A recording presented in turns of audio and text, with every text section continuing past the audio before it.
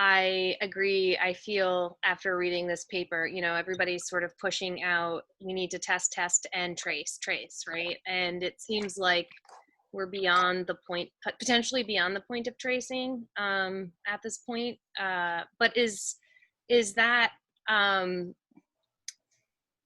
like so we were thinking about a place like New Zealand, and I don't know if this is outside of the realm of this paper, where they are they're saying that they're COVID free, right? And is it because they did these types of efforts like from the very beginning, if you know?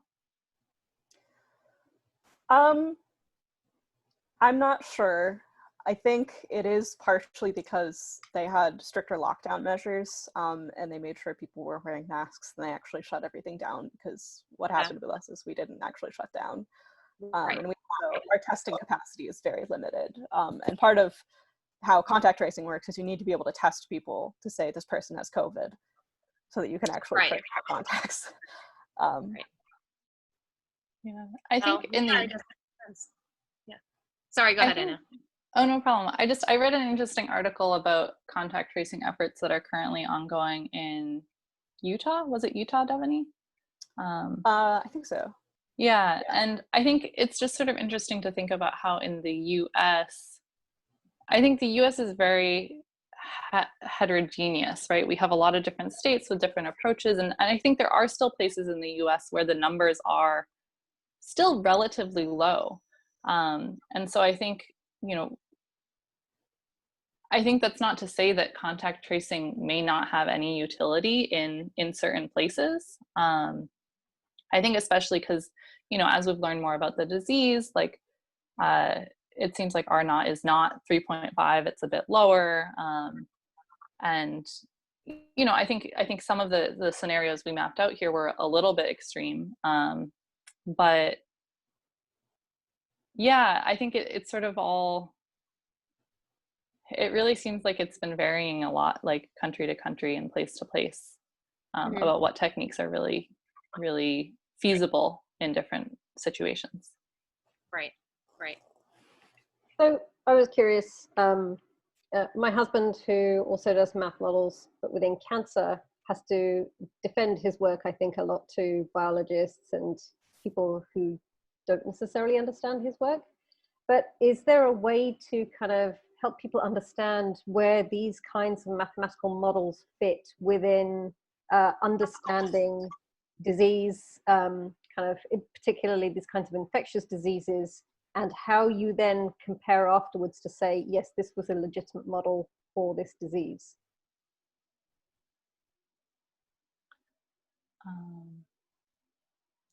Devany, do you want to start with this one, and I can chime in? Sure. So the issue with models, like all of your teachers that teach you how to model discuss, is that all models are wrong, because all models are an oversimplification. It's hard to know, I think, how accurate a model is if you're not actually implementing all of the parameters. Like for this model, for instance, like this was based on information that turned out not to be true, at least in the US. All of my research and reading has been on stuff that's happening in the US, because this was assuming that we would have like a smaller population and there'd be 1 or 2, 3 or 4, like a limited number of people who'd come in with the virus. And in the US, at least, it seemed like the number was much, much higher. So I think that it's less about seeing whether or not the model is a good model and tuning the parameters of the model in order to better match reality, or putting in other pieces, like, maybe this person goes into isolation, but they occasionally come out of their house, and like, how do you model that? Now they have a higher infectivity when they leave, and you have to account for that. So I think it's about figuring out what to account for.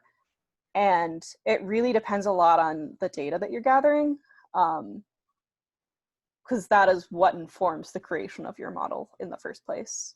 I'll say I'm like not an expert on pandemic modeling. I'm a biophysicist, so I, everything with a grain of salt, get actual information from experts.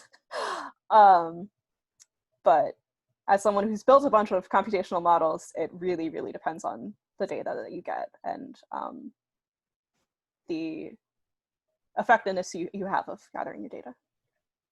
I think also, I think just as an individual, looking at models is a helpful practice to think. It forces you to think really specifically about what are the different factors that could have an effect, since you have to explicitly list them out.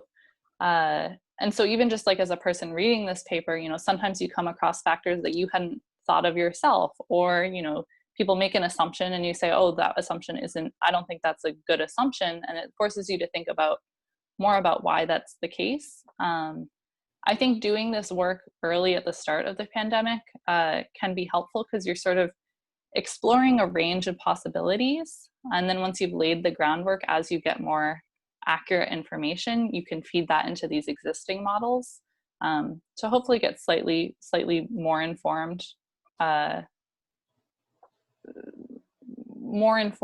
not predictions, because it's not really predicting exactly what's going to happen, but just more informed,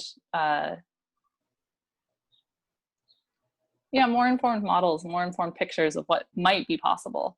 And I think also really looking at like the role of different variables compared to each other. I think one thing that happens when people run models like this is that they'll see, they'll test the effect of, especially when you can vary two different parameters at once. You might see that, okay, like changing parameter A has a much bigger effect than changing parameter B. Even if on their own, they each have an effect, there might be a much bigger effect contribution from one than the other. And that can help you then sort of tease apart, if approach 1 seems to have a much greater impact than approach 2, then maybe it's worth fueling our resources into approach 1 rather than worrying about approach 2. Yeah, and just for reference, so most of my husband David's work is actually talking to biologists and getting the parameters you were just talking about. Yeah, and it seems like those parameters, it's like you only know what you know, right? And so there's always something that you don't know that you're potentially missing. And so I imagine it's complicated and hard. But I also feel like there's so much value in beauty. And Joanne threw a comment in about the beauty of a model that you can plug in the values based on new information, right? Mm-hmm. And so, yeah, I'm grateful for modeling, even though I think, you're probably right in saying, Devany, and everybody who teaches modeling, all models are wrong, but it's the best we have at this point in time. So we have a question from Stephanie that says, did the paper discuss anything about how long an interaction between people had to be worth, had to take place in order to be worth tracing? Like if somebody was at the grocery store, like a cat, and checked out with a cashier versus two friends catching up for 15 minutes, like, is there a difference or in like how we're thinking about that for contact tracing? So I think in practice, definitely. In this paper, no. Correct me if I'm wrong, Devany, but I think they modeled every contact as identical. Yeah.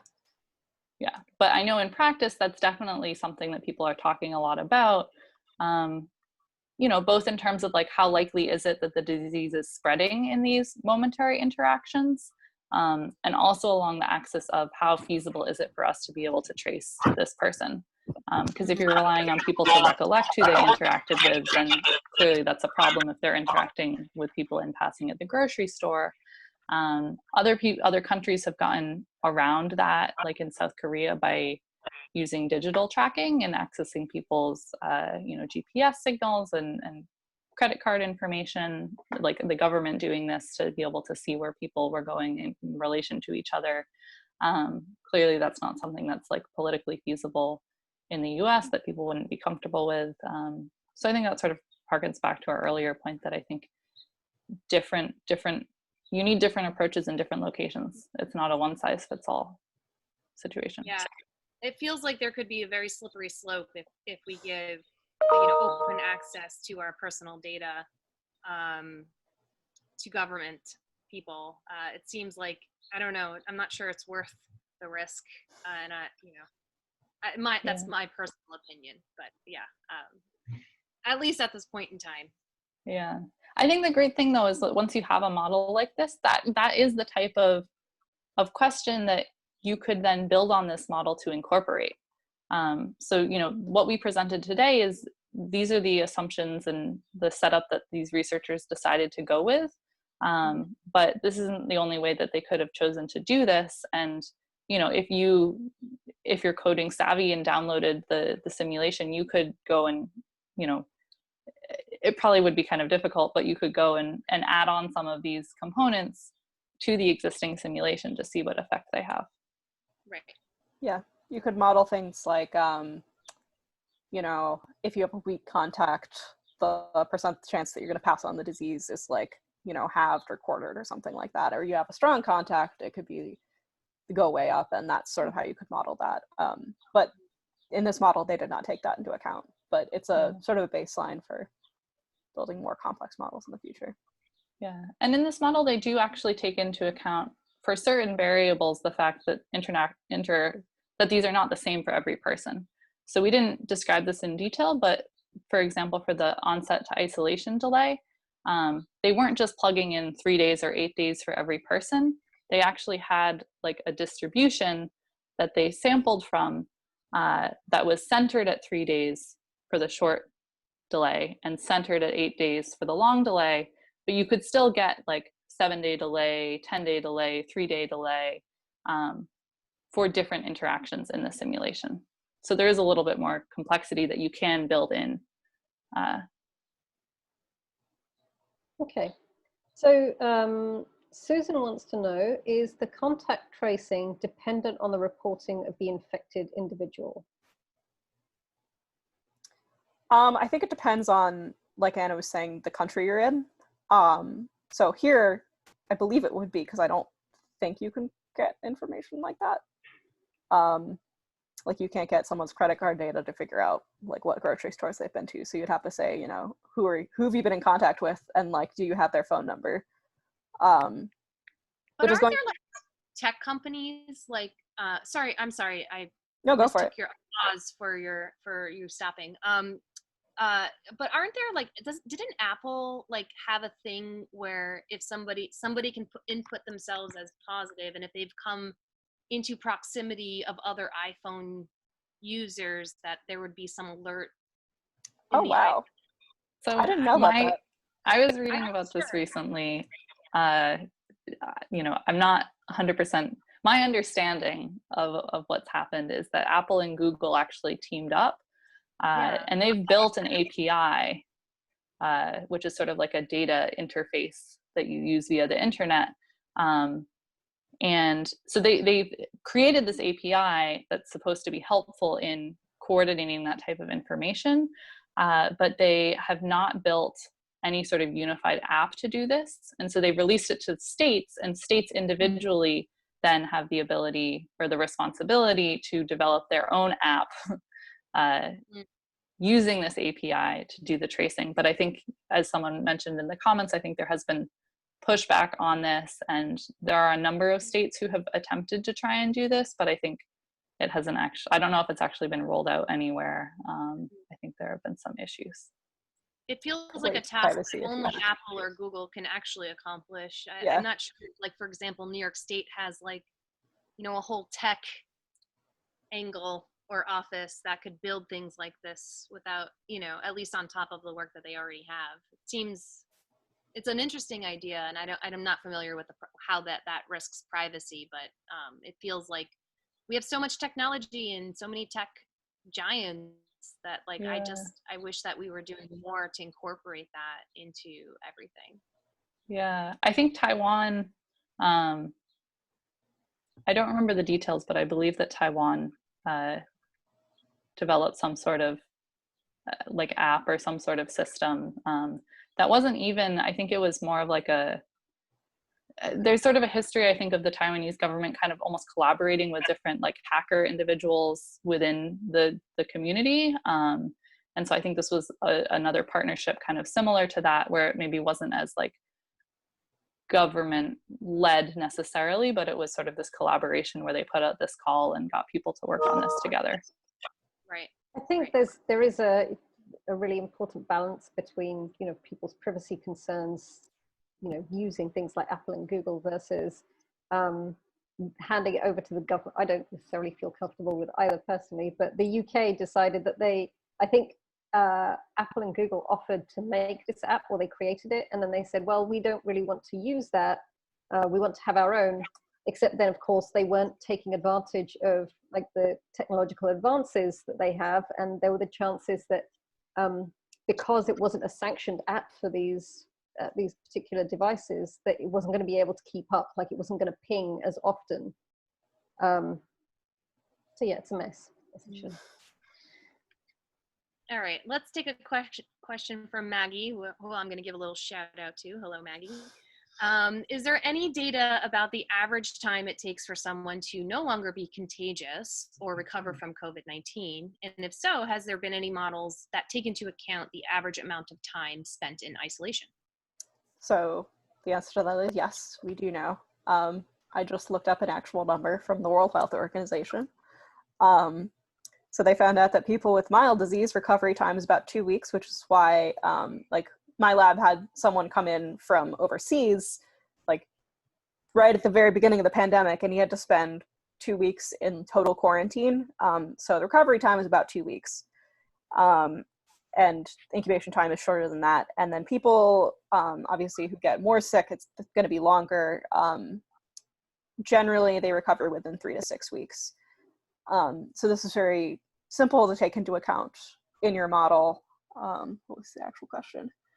Any models that take into account the average amount of time spent in isolation? Yeah, so I think the standard isolation period is 2 weeks. I've seen several people, I'm in a new lab, so a lot of people are coming in, moving around. So we've had a bunch of people have to be in isolation. I think Anna and I had a friend who moved to Anna's lab who came in from China, and she had to spend 2 weeks in quarantine before she started working. So yeah. I think that's probably like their time for isolation, because it seems like that's the standard time. Yeah. How is that enforced? Or is it enforced, or is it sort of like the honor system? I think it's honor system. And I think people, well, I'm pretty sure the people I know who've been had to be under quarantine have been pretty careful, because a lot of them are working in hospitals, because these are the people that Anna and I come into contact with. Yeah. A really interesting little factoid that's tangentially related that I learned is that, you know, initially I remember at the start of the pandemic, there was some talk about the people who were in isolation using repeat viral testing, so the PCR tests to see if you have virus in you, using like they were trying to use negative readings on that as a criteria for letting someone out of isolation. But what we've learned since then is that the virus actually, like particles of the virus, stay in your system for a very long time, much longer than the period through which you're actually infectious. So you can't use the PCR test really to determine when someone is no longer infectious, because they can keep showing up positive on that test for up to 12 weeks after they had symptoms. But they are certainly no longer infectious at that point. The actual infectious period is much shorter. So how do you have to just lean on antibody levels, or how do you, make that determination? If you know. So the current approach, at least that I'm familiar with and that I believe they're using in the hospitals here in New York or at Mount Sinai, are 10 days from symptom onset, in addition to being 3 days without any fever or fever reducing medications, and the complete alleviation of all symptoms. Okay. So it's more a symptom and time-based metrics. Interesting. Wow. So tying back to the talk that our colleague Dr. Adelis Pollard gave recently on diabetes, is there a way to include diabetes incidence, for example, in this type of model? I believe so. Are we looking at how much this person is going to suffer from the disease when they get it? Well, I think maybe severity. I mean, Yeah. aren't diabetic patients at higher risk for more adverse? Yeah, they're in one of the high risk groups. Yeah. So this, I think, is more modeling spread rather than actual severity. And the one parameter I would think that would affect the model based on how severe your symptoms were going to be is the amount of time that you had the virus. That might affect like how long you had to be in isolation. But that's not, I don't think that's going to really affect the model. Anna, you can correct me. Yeah, I think you're right in saying that this model is really just modeling spread. It's not really looking at like what's happening to the people who get sick. Right. So, but there are other models certainly that you could incorporate those sorts of factors into. I think the SIR model that was presented on May 20th, that one looks at, you know, people being infected and then also some proportion of people being either recovering or dying. And so I imagine that you could elaborate on that model and incorporate in variables like the proportion of the population that is diabetic and looking at the effect on that subpopulation within a model like that. I guess there is that one small subset of people who, with regards to smokers, I don't know if other people read this, that smokers potentially were less likely to get the infection, but if they did get it, they're more likely to have very adverse effects of adverse symptoms. That's weird. I wonder why that is. Yeah.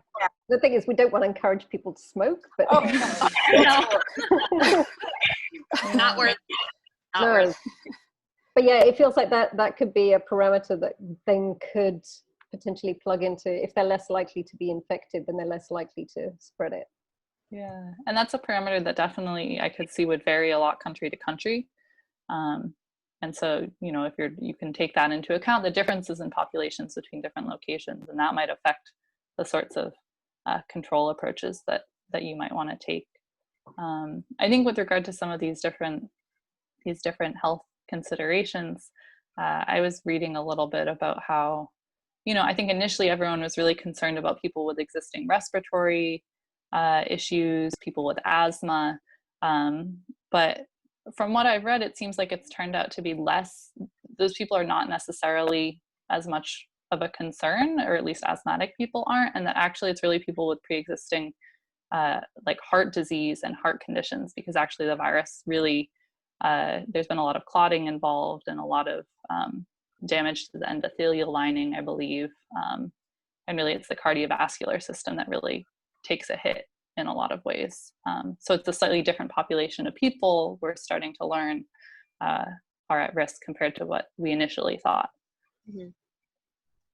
Yeah, it seems like such a complicated biology, and you know, to be in it real time while also trying to keep our people safe is no small feat, I think.